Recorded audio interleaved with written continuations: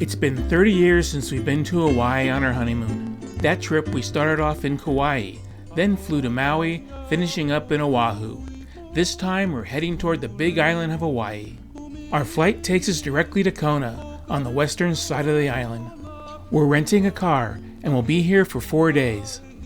Our first stop is the Kaloko-Honokohau Park, known to be a favorite hangout for sea turtles.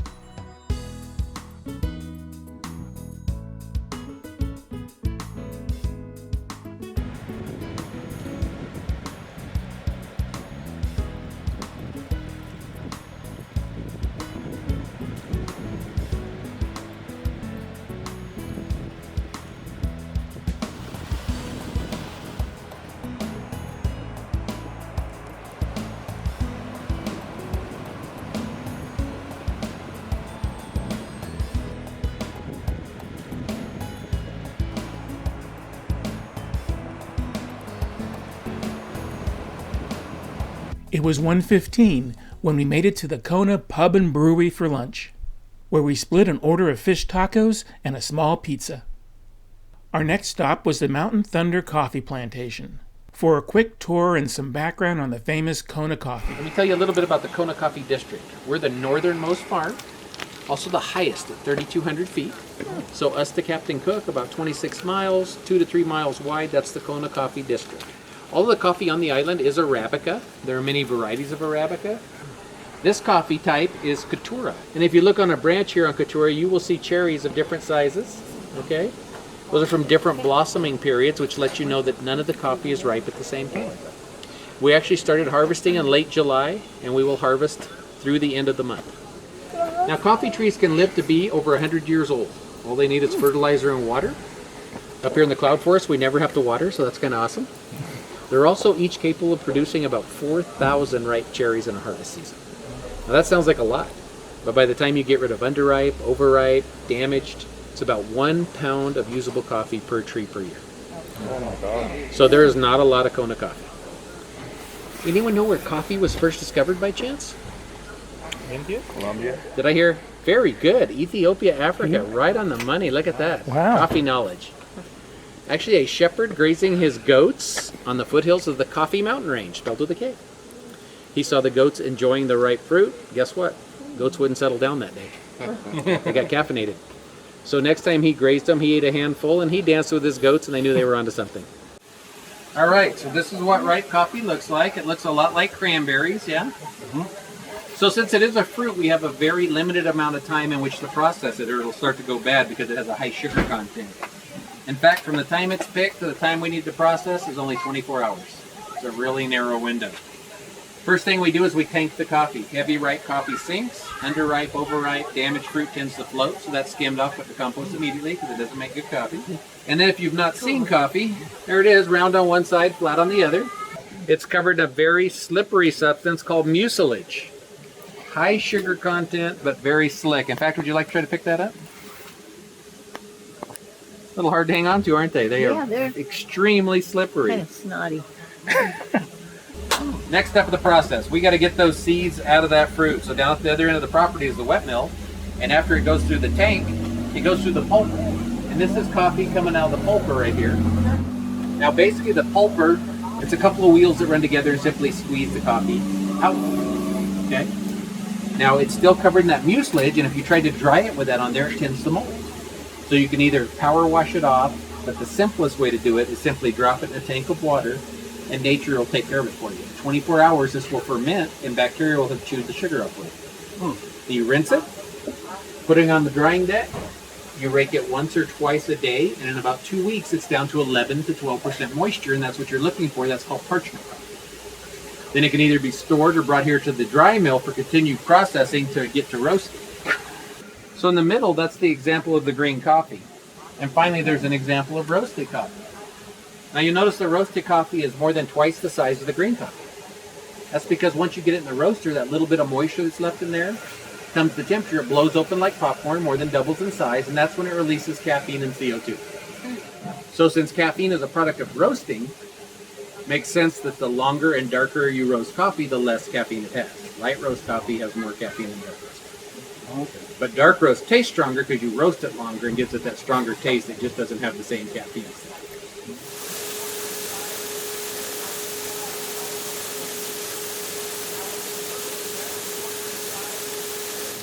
All right, so this is the largest of 3 roasters we have on the property. This one can roast 110 pounds per batch.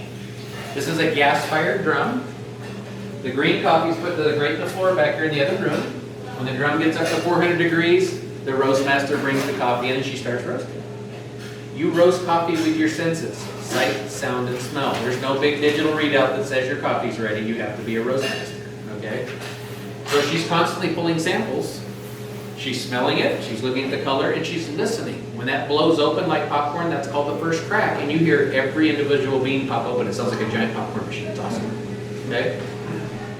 So, whichever batch she's doing, right before it's done, she opens this gate and drops onto the cooling table here, and it actually finishes on the cooling table. Large fan under here pulls the heat down, exhausts it out the building, but you have to continuously stir the coffee, or the bottom would cool, top would keep roasting, and that will ruin your batch. There's only a 3-minute window between all the roast. After our tour and a walk through the gardens, we headed up toward Hawi, where we're spending the night. But on our way, we stopped off for a Hawaiian Shaved Ice. The next morning, we're up early as we visit the Kahala Coffee Mill Cafe. We had some breakfast sandwiches, where the eggs were steamed using an espresso machine. That, along with some pesto, made this a special treat. Our next destination is Flumin Kohala, where we'll ride on kayaks through sugarcane irrigation channels. So did they used to just float the sugarcane bundles down these flumes, or was it just for irrigation? Just for irrigation, sir. The ditch system was built for irrigation. So the first owner of the ditch system, his name was John Hine. He logged in that 1 acre for the sugarcane, 1 acre needed 1 million gallons plus a day to be mature. Before the island was not a state, they used to pay different ethnicities different pay. Now, the Filipinos did the same work as the Japanese. The Filipinos got paid 25 cents to 30 cents, as the Japanese 75 cents to 80 cents. Our tour consists of riding inflatable kayaks down the irrigation channels. These channels pass over bridges called flumes and through tunnels carved deep through the mountains. Bring up all the concrete with mules and carriages, hand mix the concrete, pave the sides and the floors. Over the years, over 100 years, 115 years, all the roots broke up the sides. We talked to our boss about fixing it, but they say it gives it character, so we leave it. The turns, instead of concrete, they did rock wall because it's stronger and they didn't want the water to eat out the turns. Right around the corner is our first Whitewater Rapid. It's a category -1. -1? Yeah, negative. There's a vine right up here, and these ones are the good ones because the skin's really hard. Nothing can, the pigs don't really eat them. I mean, it's not that hard, but bugs can't get in them. There's a vine up here, and this is, so it fell. You don't want to pick it from the vine, it kills the vine. This is passion fruit lilikoi. So I pop it, split it, and you guys eat the seeds out the middle. This is passion fruit. Now we're going into the first tunnel, tunnel number 1. You can click your light on, 1 click in the middle. You ready? Here we go.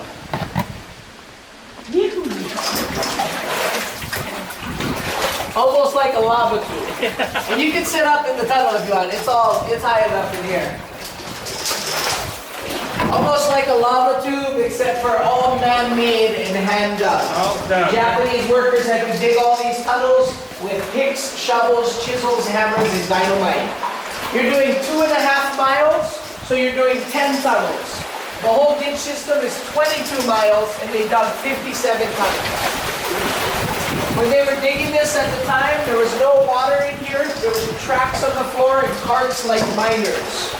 They used dynamite to start off the tunnel and towards the end, but never in the middle because they were worried about cave-ins. So in the middle of all of this, they would dig with picks and shovels. They worked 12-hour shifts and they got paid $1 for a 12-hour shift. But in 1904, a dollar was good money. Sugarcane workers only got 50 cents a day in the sugarcane fields. When we were kids, we used to walk up here and play in these with boogie boards, catching shrimp. There's big shrimp in here in the tunnels. Sometimes we'd walk all the way up here and forget the flashlight. Try to cover your flashlight with your hand really quick.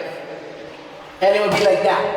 And we'd always, it would be a big fight on who had to go first. Nobody wants to go first. Watch your hands back there. And yeah, you can turn your light off now. It'll be 3 clicks. That was tunnel 1, down. Now we have 9 more. This particular flume had just been replaced a few years ago when a large tree fell on it during a storm.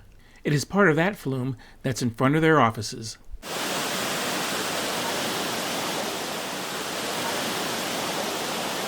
The Hawaiians believe mamaki was a healing tea, and what they would do, they would make tea out of it and drink it, but they would pray for it to heal whatever illnesses they have, then drink the tea and it would heal the illnesses. Now we know with science to this day that when you drink mamaki tea, it helps lower blood pressure and inflammation. And it also does other things for you. It's really good for you. Yeah.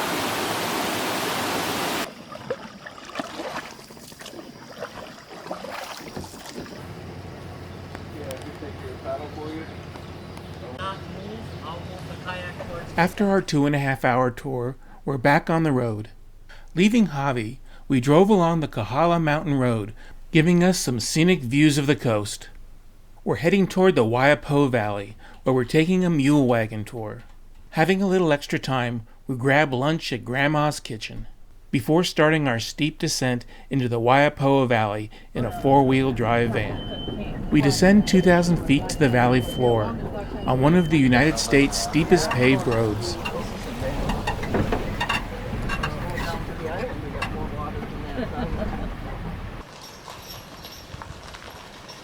Our wagon tour starts at the bottom of the valley, with our guide, Bob. He told us of the residents and the history of the valley, but he talked quietly and was hard to understand. Look at that bird there. That's a night heron. Just trying to find some fish.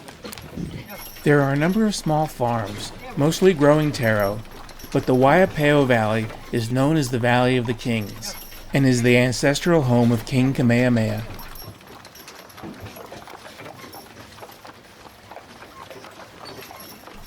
Our time in the wagon is short, only lasting about 30 minutes, before we're in our van taking the steep road back up to Honoka'a. Before leaving town, we were told we had to try a malasada at Tex Drive-In, where this Portuguese donut became an Hawaiian tradition. We're spending the night in Honolulu, near Akaka Falls State Park, tomorrow's first stop. After a night being serenaded by the many frogs in the area, we decided to take the longer 30-minute walk to the falls, which included Kahuna Falls as well as Akaka, which is Hawaii's tallest at 442 feet.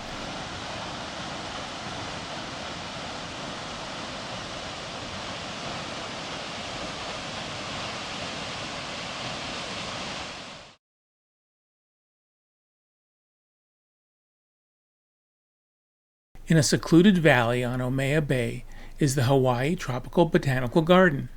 This private 40-acre reserve has over 2,000 different species of plants, which is amazing since in the 1800s all the vegetation was stripped away to make way for cattle and sugarcane plantations.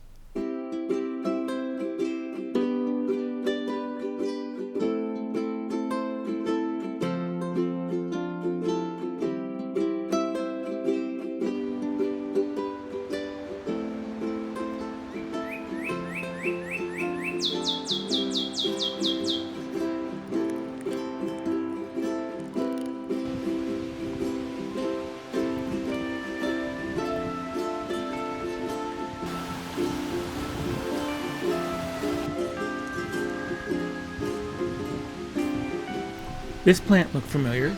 It was a cannonball tree, the same kind we saw in Gardens by the Bay in Singapore.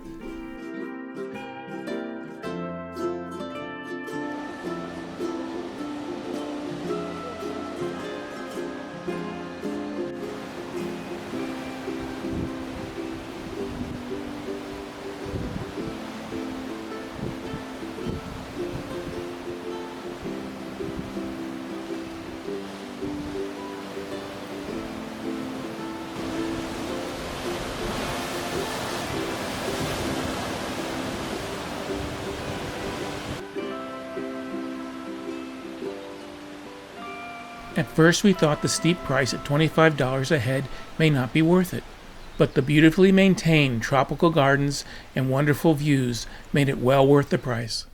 In the gift shop, they had a nice collection of the local plants and sea life found in the valley. They also had some interesting gifts available. This turtle managed to come home with us. Arriving in Hilo in time for lunch, we head on over to the farmer's market. The music brought a smile to her face, since it was the same song we heard 5 years ago in Aiguestein, France, during the new wine festival. But what brings us here is lunch, and the small shop poke insides. Poke is marinated raw fish, and not having any experience with it, they were very helpful in giving us some recommendations. We got a bowl with 2 different kinds of ahi, along with purple potatoes and fern salad. And yes, it was quite good. Just down the road is Kaumana Caves. It doesn't seem to be very well known, but is a great place to explore a lava tube.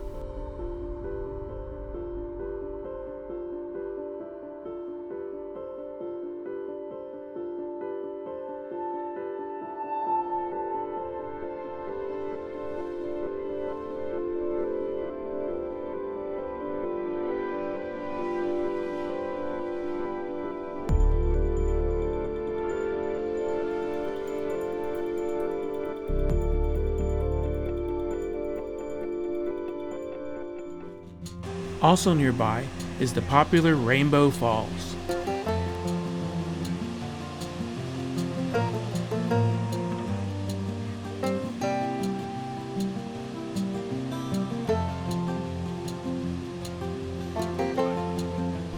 They say you usually need to be there in the morning to see a rainbow, but after walking up to the top, we were treated with one in the afternoon. With a little extra time, we head on over to Queen Liliuokalani Gardens, where we sat under a large banyan tree to get caught up on the day.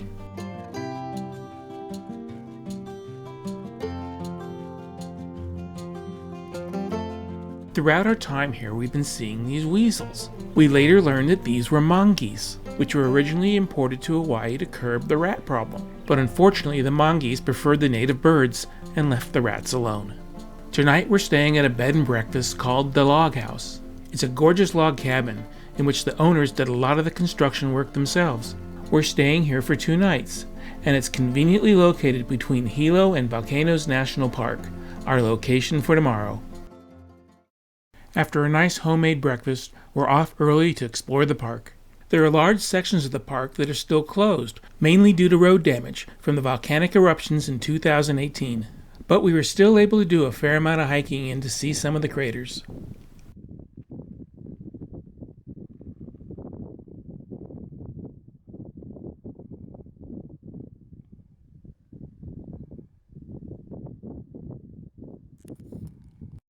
After hiking along Crater Rim Drive, we take the drive down Chain of Craters Road.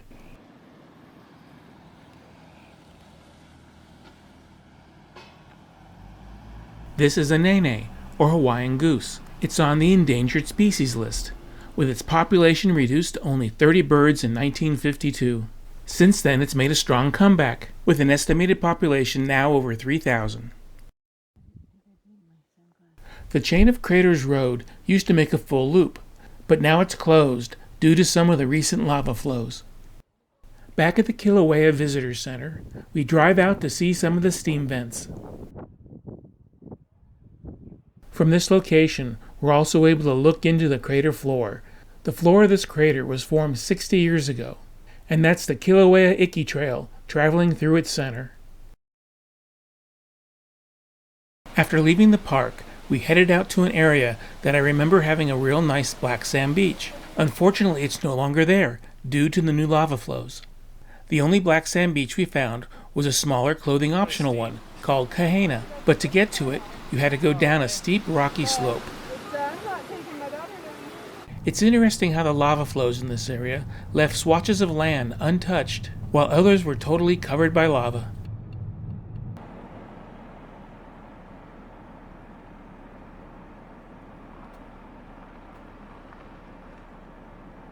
We finished our drive along the coast at Isaac Hale Park. It was interesting to see how half the park had been covered in lava. We've only been here 3.5 days, but tomorrow morning we say goodbye to the island of Hawaii and head to Oahu.